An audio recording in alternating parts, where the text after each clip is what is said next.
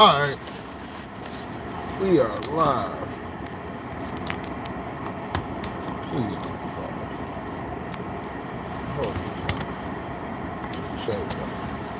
Welcome to HDTV. You're now rocking with your boy.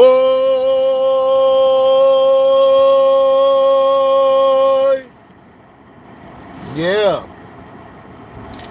You probably ain't sending no notifications out like they usually don't. People are like, I'm YouTube. Complain to YouTube and they'll fix it.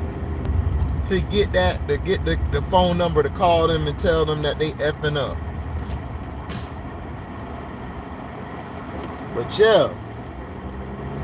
Sorry about last night, guys. I fell asleep on the stream yard. I was tired. So it is what it is. So this is Lebrownies' legacy. A coach killer. That's all he is. He's a coach killer. Now all of a sudden, y'all want to get rid of Vogel. Like we didn't see this happen. I got 4 eyes. And I saw this happening a long time ago. This happened in Cleveland. I talked about this on the RNS with, it was me, Detroit T, and Chris C. Shout out to all them. Shout out to Detroit Hollywood T. Shout out to Chris C. Those two there, man, really be chopping it up. It's so great to talk to them two guys. Especially Chris C, him being a Latino. He's from the other side of the track, so he can tell us what's going on. And then us, me and T being black, we can talk about our side. And it's great to get other people who are different cultures in it talking and stuff and, you know, congregating with one another and talking about real stuff. But this is real stuff here. When are you guys going to hold the Brownies' feet to the fire? And don't give me that crap. He's been hurt. No, I don't want to hear that crap. I don't want to hear that. There's other guys that are hurt. There's other guys that don't have their full team. He always does this. Why is it always the coach's fault that the team's not winning? I thought he was the greatest leader ever. You guys tell me he's a better leader than Kobe, which is a lie. I haven't seen it.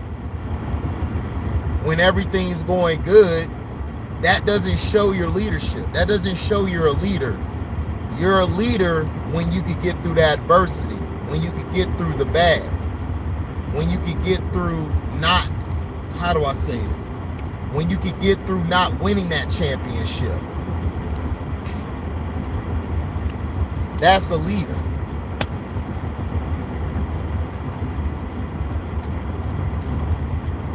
But see, people don't understand that. People are too busy saying, you know what? We're going to go after the coach. Oh, we're going to go after Westbrook. In Cleveland the first time around, you guys were blaming Ricky Davis. Y'all remember that team he was on with Ricky Davis? That first season. Y'all were blaming Ricky Davis. They got rid of Ricky Davis. The following season, they had a chance to make the playoffs. This was LeBron's second year. His second year. First year, he should have never won Rookie of the Year. Should have gone to either D. Wade or Carmelo. To me, I would have picked Melo because he was in the West. But you got people to argue saying, well, what about D. Wade? D. Wade could have won it. But LeBron was not the best rookie. And if you think I'm lying, go back and watch that season. Dwayne Wade was from Marquette, came out of nowhere and was balling out of his mind. LeBron had a decent season for a young kid. I liked LeBron that season. I thought for him to be so young, you know, he was learning the game. He was trying to get acclimated. This is when I knew this dude was a damn scumbag, and I knew this was going to be signs of things to come. Paul Silas,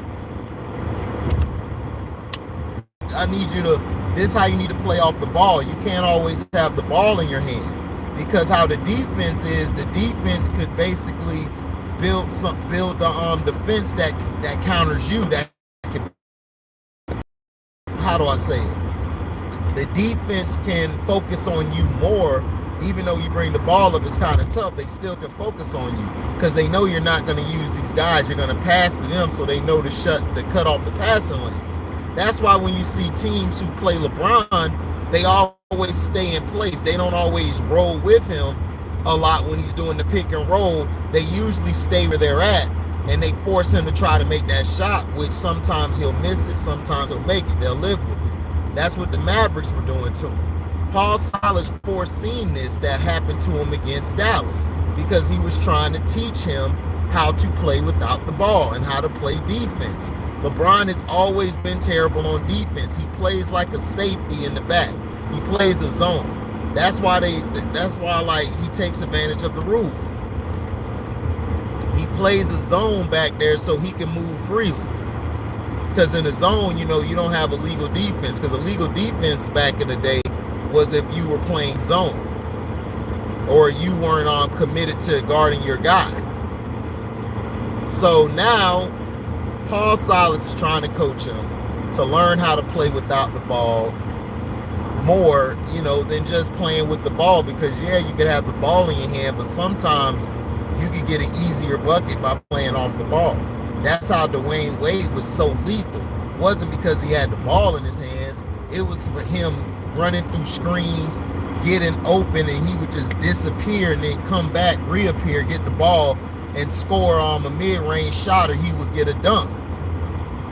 That's what made D Wade fascinating. But see, people don't understand that. People think that we're just hating the hate, that we don't know the game. Like, I know the game. I played basketball before.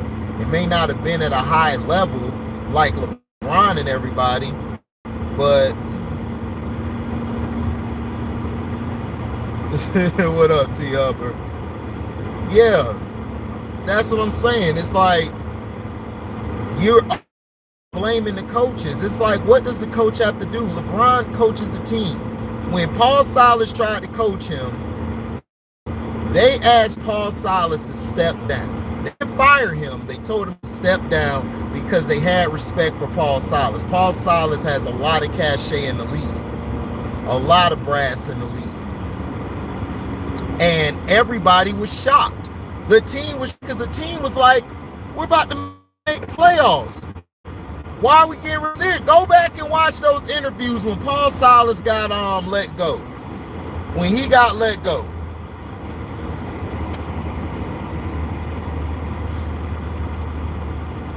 You know, yeah, we don't dislike him. We just call it how we see it. And I saw right there, everybody was shocked that Paul Silas got fired.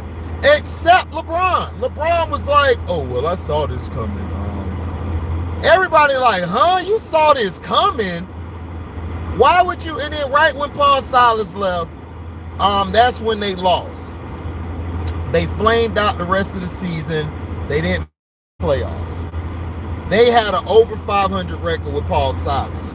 LeBron got mad because Paul Silas was trying to tell him what to do and trying to coach him. He complained about it. He didn't like it. So Paul Silas basically got let go. Then you hire Mike Brown next year. Mike Brown, everyone was talking about how, oh, well, Mike Brown is, you know, he's coming in. They added help LeBron in certain areas. They made the playoffs, I believe. I believe they lost. I believe they lost. They lost to the Pistons, if I'm not mistaken. Then the following year, they made it to the dice out the game because Antonio McDyess was locking him down. And if you don't believe me, go and watch that. My brother Kraken remembers it like yesterday because he remembers. He was watching the game and everything after McDyess got kicked out because when Cino brought it up, I was like, oh, man. I remember that because I remember McDyess, and I was like, I didn't know he got kicked out the game. I still don't understand why he got thrown out the game, and now I know why. Because they had to make LeBron look good. From then on, the East was very poor. What's up, Stephen Williams? We're gonna get to that, Stephanie. But I'm just always have given this guy, it's always is either something happened to him or something happened around him. It's always something in drama. It's like really being around a drama queen. He's a drama queen. He's always been that. I knew he was a drama queen when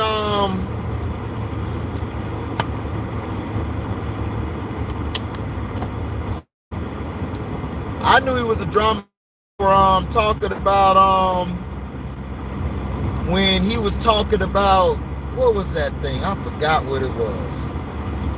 Oh yeah, when they were talking about the thing with him and Kobe, and you know, Kobe, like everybody would ask him, is he the best? And he was like, yeah, he's the best for now. You could just see the disdain in his face.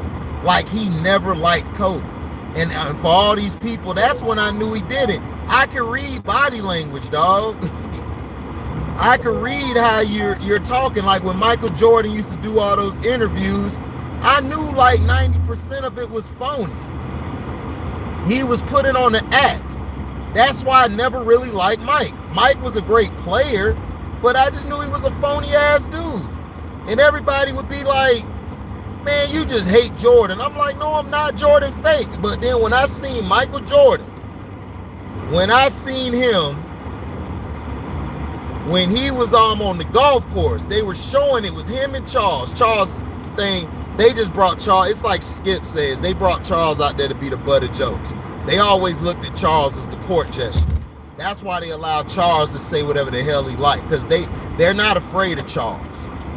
They're not afraid. If they're afraid of you, they're not going to do business with you. They're not going to allow you to say whatever the hell you say. So Michael Jordan was out there with a stogie in his mouth, and he was just talking vicious. Like he was talking so bad to Charles Barkley. I'm like, and you guys are friends? Y'all can't be friends. Talking this down. He was talking to Charles Barkley like that was his little son. Like that was his son.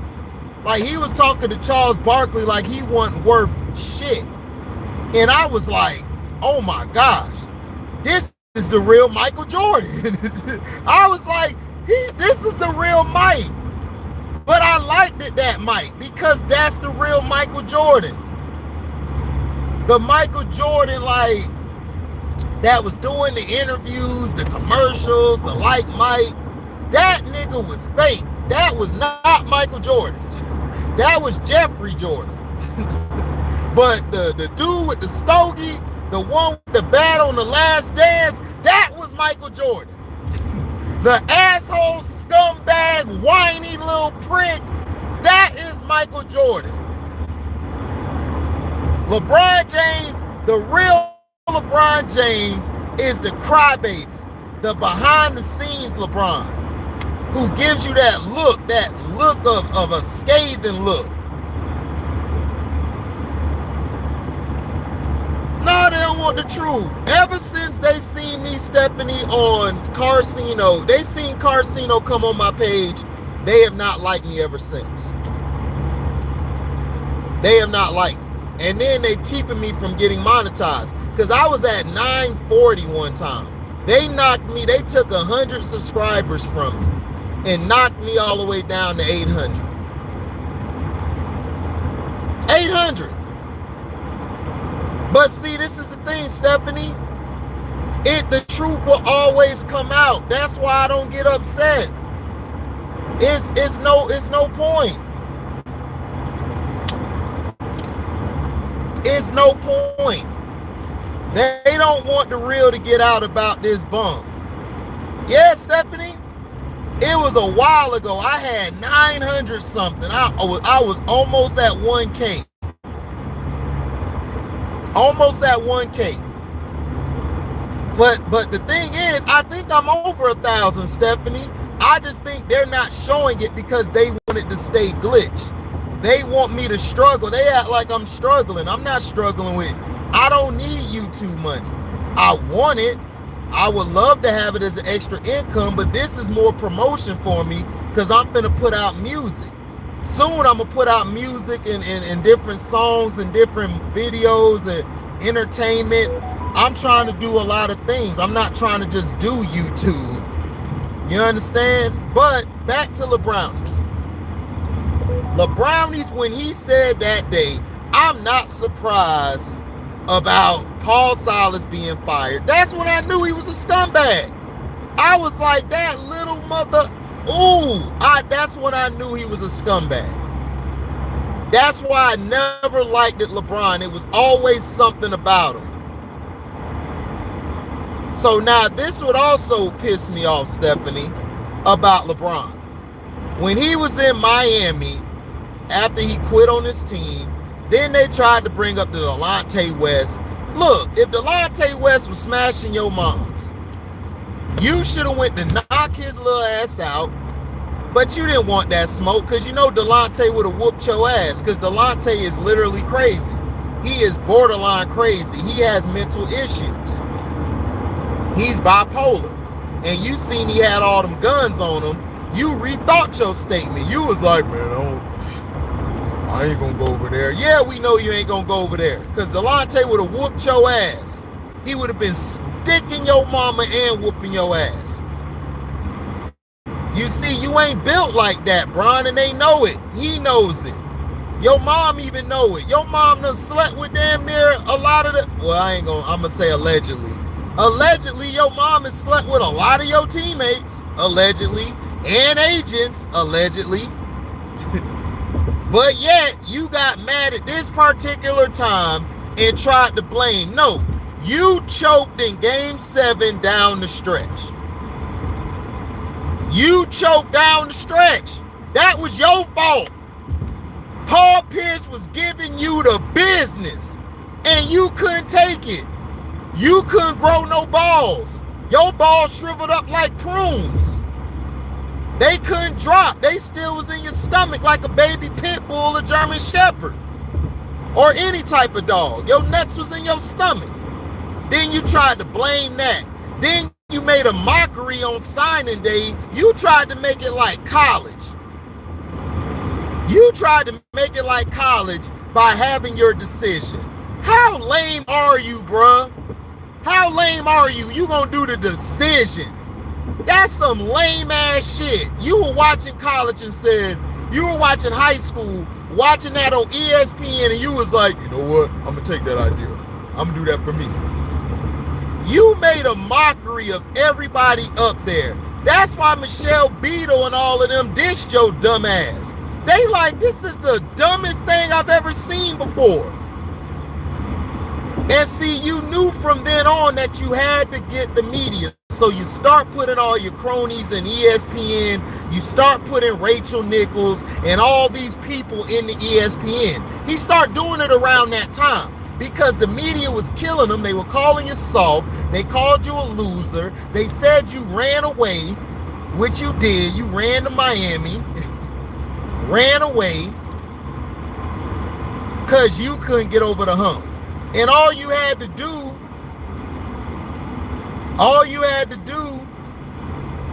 was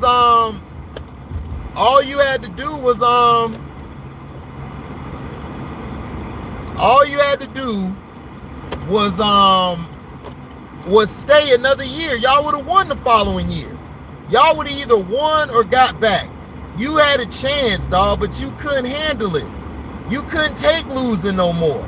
You couldn't take that hardship. That's why Kobe and Mike are better than you. Kobe and Mike dealt with that. They dealt with that. They dealt with that pain of loss. They dealt with being on the bottom. They dealt with going to the top and losing.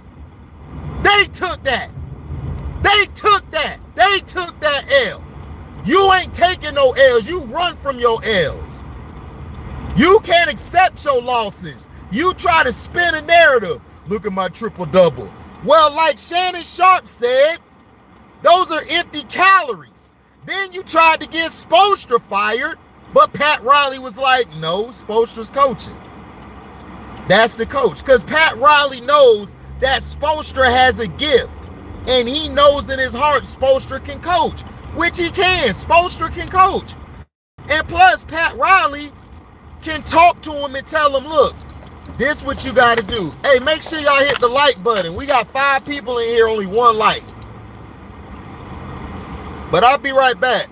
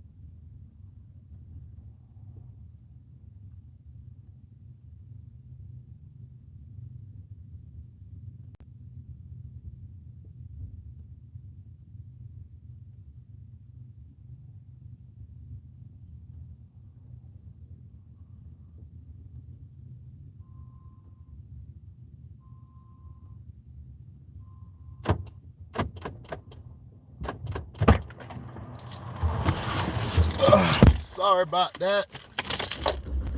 You know I gotta make my store run. What up, Scrub? But yeah, that's how LeBron is. LeBron James always looks. He tried to fire Spoelstra, but Pat Riley was like, nah, this dude got potential. And then I could control him easier. And he doesn't choke. Hey man, hit the like button. We only got 1 like. And basically, he likes Eric Spoelstra because he knows Spoelstra's gonna run the plays. LeBron don't run no plays. And it took for him to get embarrassed in the Dallas game. But see, if he would have done like Paul Silas was teaching him, the Dallas Mavericks series would have been easy. Paul Silas was trying to teach him how to read defenses, play off the ball, how to get skinny on the post, how to do different things. But he didn't want to listen. And he's just made it through sheer athleticism.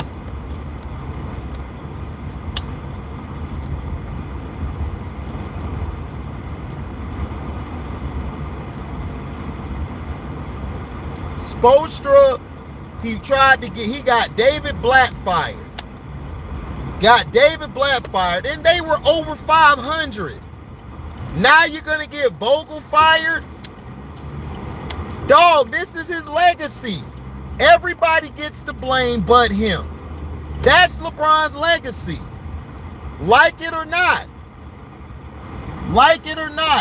You can hate it or love it, or hate it or don't want to deal with it. You LeBron fans can be mad all you want, but it's the goddamn truth. Your guy is a goddamn bum.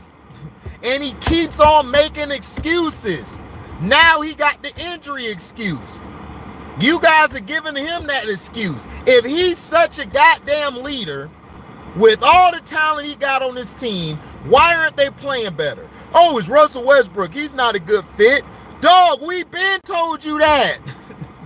We been told you that Westbrook's not a good fit. I knew that from the get-go because him and LeBron do the same damn thing. But if LeBron would grow some balls and come off the bench, if he would come off the bench, you guys would win. The Lakers would be lethal. Westbrook and AD work better than LeBron and AD. They do. Now everybody trying to blame Vogel for Carmelo not getting the ball late in the last game. No. LeBron and them didn't want Melo getting the ball because he was outshining LeBron. LeBron is egotistical. He can't stand for somebody to be outshining him. Have you not learned that already? Have you not seen none of his movies? The loss to the Spurs. That was a good one. Then he lost to the Mavericks. He lost to the damn Spurs. Kawhi ate him. Kawhi fucking ate him. He lost to the Warriors three times. He ran Kyrie out of town after he hit the shot. He made Bosh and Kevin Love look like they want shit. And this is your king? He makes everybody better? You out your goddamn mind. You better like, comment, subscribe, and share this video. Hit the notification bell to select all to receive upcoming notifications. And if you love what you hear, you can donate to the Cash App. Welcome.